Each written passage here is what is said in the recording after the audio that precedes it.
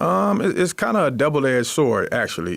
You have good relationships that you build, and you have bad relationships that you have because you've been a part of this community your whole life. So you have some people who will just look at you from, like you said, Sain.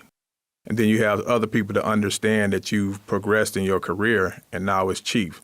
So if you come to my department now, my secretaries hate this. They hate when somebody comes to the office and say, "Can I speak to Sain?" They're like, "Who is that?" But we all know who it is, but they just want that level of respect when you come to the police department to acknowledge the position that I have. Do you think it puts a little bit more pressure on you, obviously having grown up and been a part of Muskegon Heights community in some respects, or does it provide a sort of a level of, like you said, more respect because you're from the community? Both. And the reason why I say both, I think from the pressure point, if I fail, then the next person coming up through the community probably won't get the opportunity to lead in the way that I'm leading. So that's the pressure to make sure that I'm halfway successful in the job.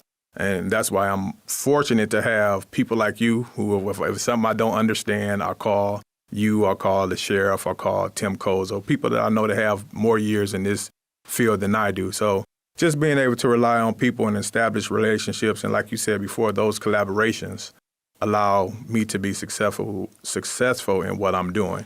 And then also those relationships, just being able to see a lot of the older generation.